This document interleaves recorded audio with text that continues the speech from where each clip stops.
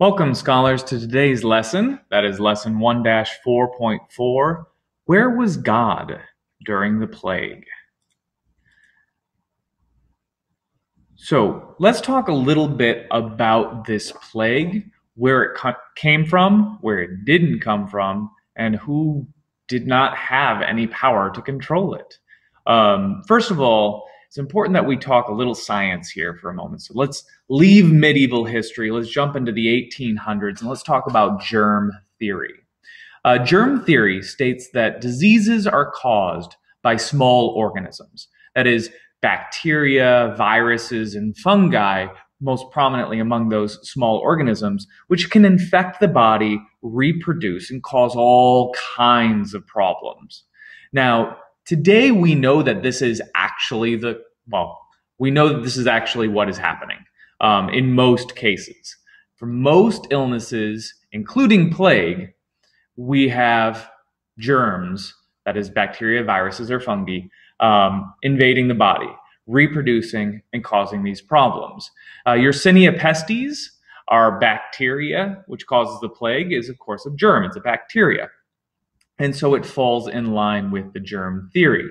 Now, the problem for our medieval doctors who are trying to figure out what is going on here with this plague is that this germ theory was first proposed in the 1500s. So we're talking 200 years after the Black Death is when we first have anybody suspecting that this might be the cause. And it's going to be another 300 years, so 500 years removed from the plague, before it is the generally accepted theory for the spread of disease. So it's not going to be until much later in France, actually, which gets hit particularly bad with the plague. It will be in France where the germ theory is first really perfected and proven. And now we know that these little guys, this is Yersinia pestis, infect our body and cause all kinds of problems. Now, in medieval times, we didn't have germ theory, but that doesn't mean that we didn't have some sort of theories or ideas about what might be causing this thing. Doctors at the time, and for long before the time, had followed something called the miasmic theory. In this theory, the miasmic theory, it's a fun word there, miasmic. Try it out.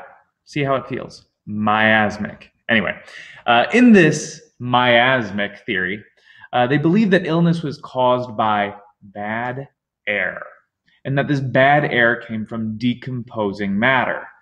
They had theorized this based upon the fact that, when you've got a lot of death, people tend to get sick around it, and that's proven true through the plague. A lot of dead, decaying bodies around and a lot of more people getting sick. All right, miasmic theory, decomposing matter. We also knew that people around swamps tended to get sick more often. We're like, all right, well, we've got a lot of decomposing plant and animal matter in the swamps. So miasmic, okay, we got it. Problem is that those were not actually the reasons. Germs are spread around swamps because we've got mosquitoes and stuff like that that are going to be flying around carrying all these viruses and germs that are thriving in swamps. Also, these germs, are a part of decomposing human bodies. If they died of this disease, they still have that disease within them. We didn't know about germs. We believed it was this bad air. And so following this belief, doctors could reduce some of the causes of some illnesses, right? Like, don't build a city near a swamp. Or if you have some swampland or some marshland, try to drain that, and that will reduce the problem. And indeed, it does. But it doesn't help you treat people who are already ill. If somebody has already gotten ill, the doctors at the time did not know that they were infected by these germs, did not know how to treat that, and so did not help them at all. Theories of spread. Well, medieval doctors believed that these miasmas, this bad air, is spread as a cloud of poisonous vapor, and that these clouds can, get quite large if you've got a lot of decomposing bodies, and can move with the wind. The wind can carry these clouds, and through this way, it moves from one village to another. All those people die, more decomposing bodies, more vapor, the clouds move, the air moves the clouds, and so on and so on. So this was the medical belief about the spread of the plague at the time. Peasants had a different belief. Peasants believed that something so large would have to be an act of God, that there is no other explanation, that the powerful, supreme, omnipotent God must be very angry at them for something. And we touched on this in our last lesson, how Jews became the target. Christian peasants thought that maybe God was angry because there were heretics in their midst, and maybe if they killed all the Jews, and God would be, not as angry with them. We also know that the Catholic Church themselves said this is crazy, don't kill Jews, but that happened anyway. The role of the church in dealing with the Black Death was varied. At first, the church tried to be supportive. Many people turned to religion as they became ill, and at first the priests were doing everything they could to tend to the people who were dying of plague. They would go see these people, particularly toward the end of their life, for the last rites. This is a Catholic tradition. You say the last rites, it helps the last prayer for the soul of the dying, helps them go to heaven. But of course, if you are there with the sick person at the moment of their death, when they're most infectious, pretty soon the priests are dropping like flies.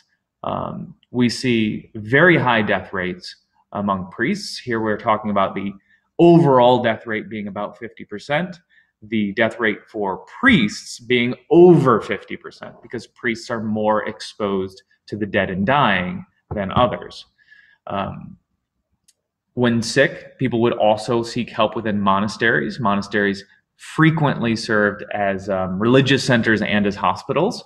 And of course, as soon as the sick and dying show up at monasteries, we see plague spreading there as well. We see very high death rates within monasteries.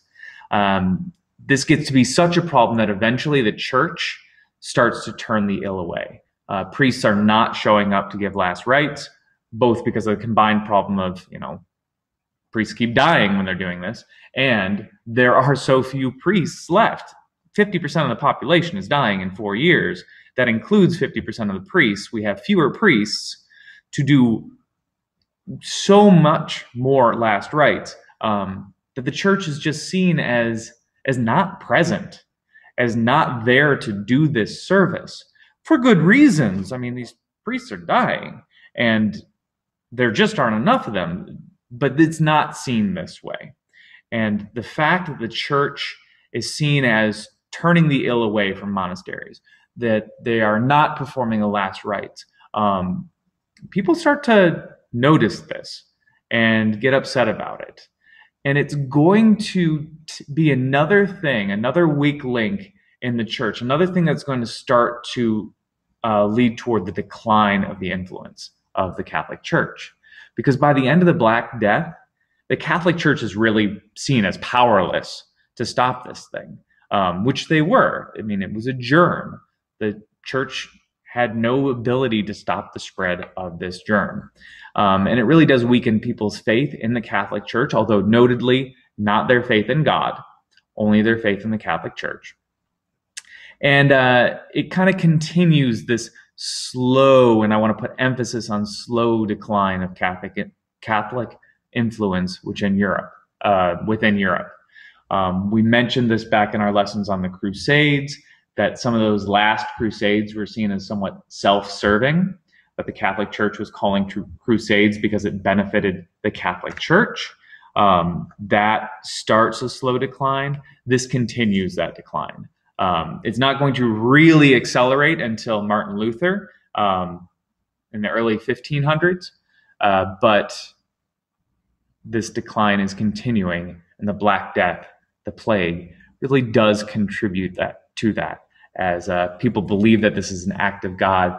They believe that their answers to it should be through prayer, and all prayer fails to alleviate the Black Death. That's it for today's lesson. And we'll pick up on other after effects of the Black Death next time.